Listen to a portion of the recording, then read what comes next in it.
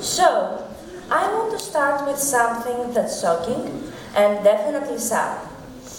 Did you know that in Greece, 1 out of 3 students are false victim to bullying? That's a scary statistic, right? Yeah, it's a big problem and it's only getting worse. I've seen it firsthand at my school and it breaks my heart to hear it in the news almost every day. Doing some research, I came across the term bigotry as one of the causes. Now, what's bigotry, you ask? It's basically when people treat or judge others unfairly just because they're different. And let me tell you, it's everywhere. I have this friend and she's not so great at accepting people different from her. Whenever her dad's LGBTQ friends are around, she gets all weird and complains a lot.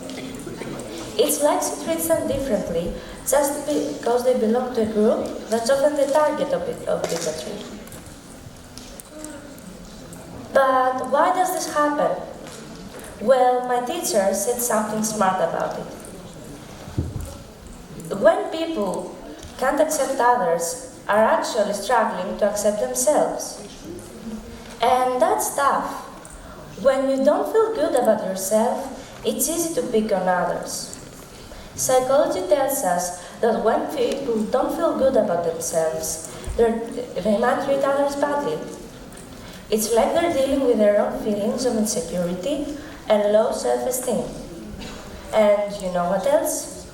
Sometimes our brains make quick judgments about others based on their appearance or background, even if that's not fair. But how do we go from bigotry to bullying? It's like going from one not-so-great thing to another. Bigotry and bullying are like 2 sides of the same coin. They're both about treating people unfairly and making them feel small, but they come from slightly different places. Bigotry is all about having these unfair ideas called prejudices about people because of things like their race, religion, gender, or who they love. It's when someone holds onto these harmful beliefs and acts on them by treating others unfairly. Bullying, on the other hand, is more about targeting people repeatedly, often with intent to hurt them physically, emotionally, or socially. Statements like, Greek people are just naturally smarter, or transgender people are so confused, are big no-nos. Or even worse, telling someone to go back to your country. Or saying that people with disabilities are just a burden.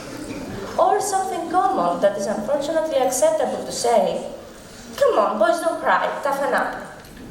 Okay, I might have said the last one to my dad when he held his little toe on the chair.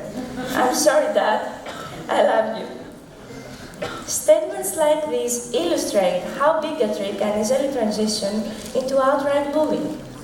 Such wrong and illogical beliefs that pass from one generation to another. But here's the thing. We can change this. Support groups and individuals who are victims of bigotry and put pressure on governments to create laws to protect them and ensure equality.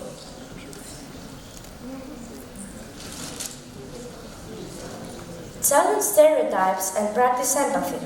Movies like The Help, Rise, Encanto, and The Beauty and the Beast teach us about the experiences of people who are victims of bigotry and help us understand them better. I mean, seriously, why can't we have a more empathy subject in school instead of so many hours of ancient Greek? Together, let's make sure everyone feels like they belong. Let's spread kindness to our families, schools, and communities. We have the power, and together we can make a difference. We can break the molds of bigotry. I'm Ioanna, I'm just 12, a 6th grader.